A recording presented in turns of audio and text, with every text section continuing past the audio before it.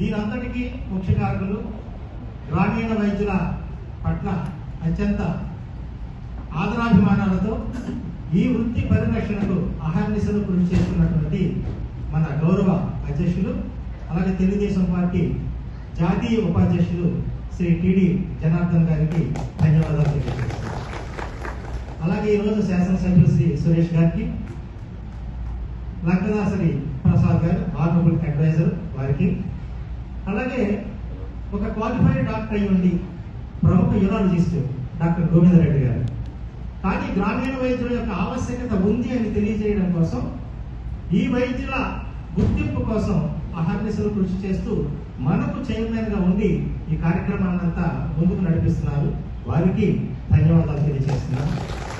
అలాగే వేదిక పైన ఉన్న పెద్దలందరికీ, వేదిక ముందు వచ్చినటువంటి సోదరీమణులకు హృదయపూర్వక నమస్కారాలు తెలియజేస్తున్నాను. సార్ ఇందాక చెప్పారు, 1945 drugs and cosmetic act rule 2EEలో ఎక్కడైనా వైద్యుల కొరత ఉన్నప్పుడు ఆర్ఎంపీలను తయారు చేసుకునేటువంటి అవకాశం ఆయా రాష్ట్ర ప్రభుత్వాలకు ఇస్తూ అప్పటి ఈ మెడికల్ యాక్ట్ ఉండేది. అప్పటి నుంచి ఇప్పటి వరకు కూడా కొన్ని రాష్ట్రాలు ప్రయత్నం చేసినప్పటికీ ఒక్క రాజస్థాన్లో మాత్రం 1962లో మా పిఎంపి, మా ఎందుకంటానంటే ఇది national organization PMP association of India అనేది అన్ని సంఘాలు కూడా ఇంచుమించుగా ఈ అసోసియేషన్ నుంచి పుట్టుకొచ్చినటువంటివి. అక్కడ ఉన్నటువంటి రాజస్థాన్ గవర్నమెంట్ 1962లో అప్పటికి 5 సంవత్సరాల క్రితం నుంచి ప్రాక్టీస్ చేస్తున్నటువంటి వారిని గ్రామీణ వైద్యులుగా రిజిస్టర్డ్ మెడికల్ ప్రాక్టీషనర్స్గా అలోపతి సిస్టమ్ ఆఫ్ మెడిసిన్లో గుర్తించడం అనేది జరిగింది. ఆ తర్వాత ఎన్ని ప్రయత్నాలు చేసినా, ఏ రాష్ట్రాలు చేసినప్పటికీ కూడా ఆ గుర్తింపు లభించడం అనేది జరగలేదు.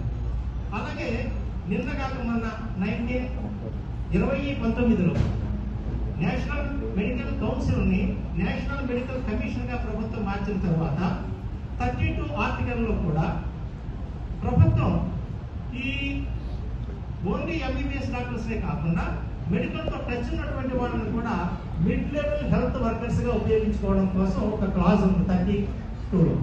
అయినప్పటికీ కూడా అప్పుడు కూడా మేము చాలా మంది ఎంపీల చేత లెటర్స్ హెల్త్ మినిస్టర్ గారు హర్షవర్ధన్ గారికి పంపించడం అనేది జరిగింది. అయితే సహకారం అనేది మాత్రం ఎక్కడ దొరకట్లేదు. సమైక్యంగా పనిచేద్దామని చెబుతున్నప్పటికీ కూడా ఈ సమైక్యత అనేది ఎక్కడ కనిపించడం లేదు. మేమంటే మేమనేటువంటి ఆలోచనతో సంఘాలు ప్రయత్నం చేయడం వల్ల మరి పెద్దలు జనార్దన్ గారు లాంటి వాళ్ళు ఎంత కృషి చేస్తున్నప్పటికీ కూడా వారు నిర్దేశించినటువంటి కార్యక్రమాన్ని మనం సక్రమంగా చేయలేకపోతున్నాం. మనం పెట్టిన టైటిల్ ఏంటి? ఆరోగ్య ఆంధ్రప్రదేశ్ గ్రామీణ వైద్యుల పాత్ర. దాని గురించి మనం మాట్లాడాలి. ఈ రోజున భారతదేశంలో 80% మంది గ్రామీణ ప్రజలకు, అలాగే పట్టణాల్లో 57% మంది ప్రజలకు ప్రాథమిక ప్రథమ చికిత్సలు అందుతున్నాయి అంటే అది కేవలం మనలాంటి ఆర్ఎంపీ, పిఎంపీ, బిఎంపీ, ఎఫ్ఎంపీ ఎన్ని టైటిల్ పెట్టుకోండి, వీటిలో వల్ల మాత్రమే అందుతున్నాయి.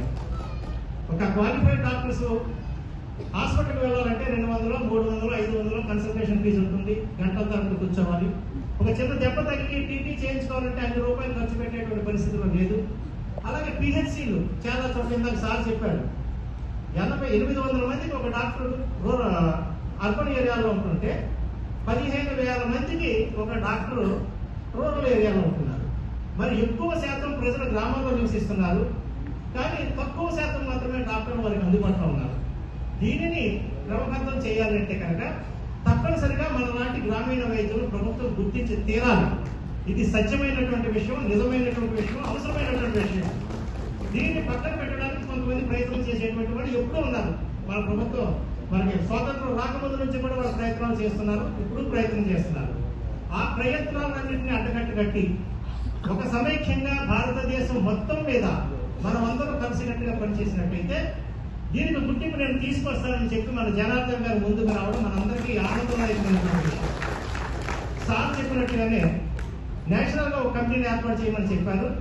దానికి నేను ఢిల్లీలో ఒక మీటింగ్ పెట్టి 13 రాష్ట్రాల వాళ్ళని పిలవడం జరిగింది. 13 రాష్ట్రాల వాళ్ళతో జాయింట్ యాక్షన్ కమిటీని ఏర్పాటు చేసి దానికి కూడా సార్నే గౌరవాధ్యక్షులుగా పెట్టుకుని, అలాగే డాక్టర్ గోవిందరెడ్డి గారిని చైర్మన్గా పెట్టి అన్ని రాష్ట్రాల్లో కూడా మన రాష్ట్రంలో ఏ విధంగా అయితే అన్ని జిల్లాల్లో కార్యక్రమాలు నిర్వహిస్తూ గ్రామీణ వైద్యుల యొక్క ఆవశ్యకత ఎంత ఉంది అనేది ప్రజలకు ప్రభుత్వానికి తెలియజేయడం కోసం ప్రయత్నం చేస్తున్నామో అదే విధంగా అన్ని రాష్ట్రాల్లో కూడా ఆయా రాష్ట్రాల్లో ఉన్నటువంటి సంఘాల ద్వారా ఆ కార్యక్రమాలు చేపట్టడం అనేది జరుగుతుంది. మొన్న మార్చి 25వ తేదీన రామ్మోహన్ నాయుడు గారి సహకారంతో జనార్దన్ గారు మమ్మల్ని అందరినీ తీసుకువెళ్ళి సెంట్రల్ హెల్త్ మినిస్టర్ గారికి రిప్రజెంటేషన్ ఇప్పించడం అనేది జరిగింది. ఇందాక పెద్దలు చెప్పారు, చాలా కూలంకుషంగా దాన్ని వారికి కొన్ని పాయింట్స్ మన చైర్మన్ గారు వివరించడం అనేది జరిగింది. దాన్ని అతి త్వరలోనే దానికి మంచి ఆన్సర్ వస్తుందని చెప్పి మేము ఆశిస్తున్నాం. అయితే గ్రామీణ వైద్యులుగా మన పాత్ర ఏంటి? దీనిని మర్చిపోకూడదు. దీనిని మనం ప్రాధాన్యతలు ఇచ్చి దీనిని గౌరవించి దీన్ని మనం ఇంప్లిమెంట్ చేసినట్టయితేనే మనకు గుర్తింపు అనేది సాధ్యపడుతుంది అనమాట. ఎక్కడా కూడా ఎప్పుడైనా ఎవరికైనా ఎక్కడైనప్పటికీ కూడా ప్రమాదకర పరిస్థితుల్లో బేసిక్ లైఫ్ సపోర్ట్ ఇవ్వడానికి ప్రతి గ్రామీణ వైద్యుడు సంసిద్ధంగా ఉండాలి. ప్రతి గ్రామీణ వైద్యుడు కూడా బేసిక్ లైఫ్ సపోర్ట్ తెలుసుకుని ఉండాలి. తెలుసుకుని చేయడం వేరు, తెలియకుండా చేయడం వేరు. ఎవరైనా చేయొచ్చు బిఎన్ఎస్ అనేది. కానీ తప్పీలు పొందినటువంటి వ్యక్తులు చేయడం వల్ల ప్రాణం నిలబడడానికి ఆస్కారం ఉంటుంది. పొలం గట్ల మీద గ్రామాల్లో మీకు బిఎన్ఎస్ ఇచ్చేటువంటి అవకాశం చాలా మందికి లేదు. అలాగే మీకు హార్ట్ అటాక్స్ ఈ మధ్య కాలంలో చాలా ఎక్కువ హార్ట్ అటాక్స్ వస్తున్నాయి. ఆ లక్షణాలు మనం గమనించి ఇమీడియట్ గా కార్డియాలజిస్ట్ పంపించేటువంటి విషయాలు మీరు గమనించాలి. అలాగే మన హాస్పిటల్లో నర్సింగ్ హోమ్ను క్లినిక్లను బోర్డులు పెట్టకుండా కేవలం ఫస్ట్ ఎయిడ్ సెంటర్ బోర్డులు పెట్టుకుంటే మీ జోలికి ఎవరు రారు. అలాగే ఫస్ట్ ఎయిడ్ చేయడం అనేది చాలా అవసరం. ఇందాక సార్ చెప్పినట్టుగా యాంటీ మైక్రోబియల్ రెసిస్టెన్స్ గురించి అందరూ ప్రాధాన్యత ఇవ్వాలి. ఇష్టం వచ్చినట్టుగా యాంటీబయాటిక్స్ కానీ కార్టిజన్స్ కానీ non steroidal anti inflammatory drugs కానీ రాయడం అనేది ప్రజల ఆరోగ్యాన్ని దృష్టిలో పెట్టిన మనం ప్రజలమే కదా, ప్రజల ఆరోగ్యాన్ని మనం కాపాడుతున్నటువంటి విషయాలు తెలియజేయాలి. అట్లాగే మన భారతదేశంలో మన రాష్ట్రంలో ముఖ్యంగా సంవత్సరానికి 80,000 మంది క్యాన్సర్ బాధ పడుతుంటే 50,000-60,000 మంది చనిపోతున్నారు. ఇది చాలా దారుణమైనటువంటి విషయం. ప్రతి కుటుంబంలోనూ ఒక మధుమేహ వ్యాధిగ్రస్తులు, ఒక హైపర్ టెన్షన్ బీపీతో బాధపడుతున్నటువంటి వ్యక్తులు ఏ విధంగా ఉన్నారో అదే విధంగా రేపొద్దుట కాదు ఆల్రెడీ తయారైపోయింది. ప్రతి ఫ్యామిలీలో ఒక క్యాన్సర్ పేషెంట్ ఉంటున్నారు. కాబట్టి క్యాన్సర్ కి సంబంధించినటువంటి అవేర్నెస్ మనం బాగా కల్పించవలసినటువంటి బాధ్యత మనం కలిగించుకోవాలి, ప్రజలకు కల్పించాలి.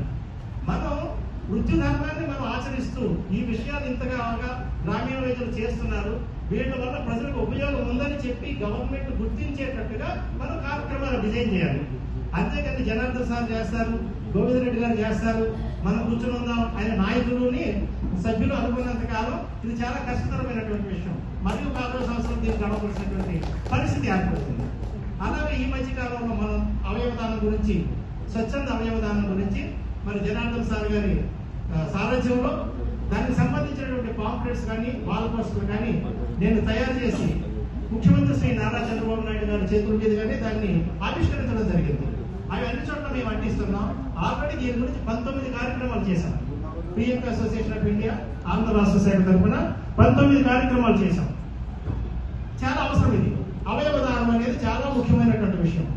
ఎవరు చేయాలి అవయవదానం? అందరూ చేయొచ్చు, చిన్నపిల్లల దగ్గర నుంచి పెద్దల వరకు. దీన్ని 3 రకాలుగా చేయొచ్చు.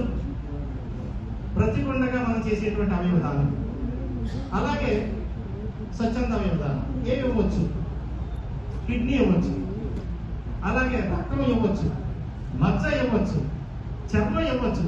ఇవన్నీ మనం ప్రతిగుండగానే చేసేటువంటి అవయవదానం. మనకి ఏం ప్రాబ్లం ఉండదు. లివర్ ఇవ్వచ్చు. లివర్ మనం లివర్ దానం చేయడం వల్ల మనలో పూర్తి లివర్ మన 15 రోజులు 20 రోజుల్లో తయారవుతుంది.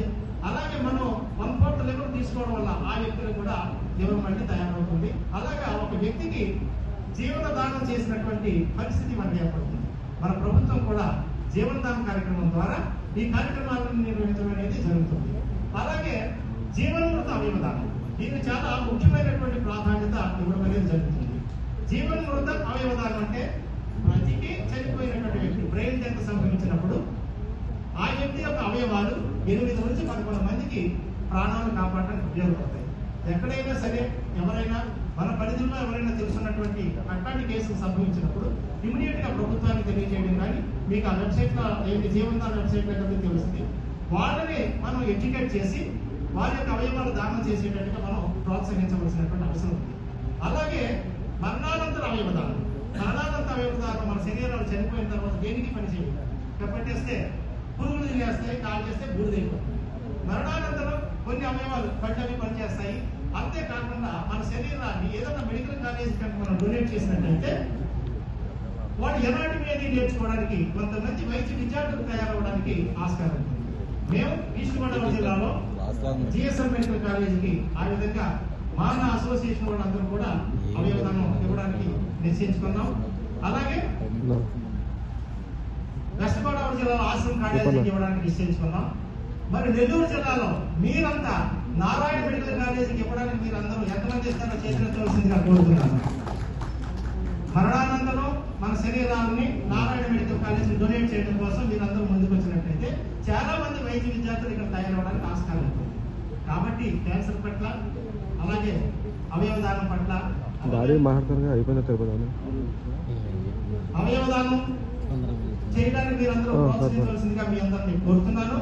అలాగే సమాజంలో మంచి మంచి కార్యక్రమాలు నిర్వహించడం ద్వారా సమాజంలో ఉన్నటువంటి ముఖ్యమైనటువంటి వ్యక్తుల్ని, అంటే బిఐపీ తహసీల్దార్ గారు కానీ, కలెక్టర్ గారు కానీ, ఎస్పీలు కానీ, వీళ్ళందరినీ పిలుస్తూ మనం చేసేటువంటి కార్యక్రమాలు ఇన్వాల్వ్ చేయడం ద్వారా, అలాగే రాజకీయ నాయకులు, స్థానిక రాజకీయ నాయకులు ఇన్వాల్వ్ చేయడం ద్వారా మేము లాస్ట్ ఇయర్ 32 కార్యక్రమాలు క్యాన్సర్ మీద నిర్వహించాం. నెల్లూరులో కూడా నిర్వహించాం. ప్రతి క్యాన్సర్ కార్యక్రమంలో కూడా అంకాలజిస్టులు పాల్గొన్నారు, స్థానిక శాసనసభ్యులు పాల్గొన్నారు. కాబట్టి ఈ కార్యక్రమాలు డిజైన్ చేస్తూ మన యొక్క ఆవశ్యకత సమాజానికి ఉంది అనేటువంటి విషయాన్ని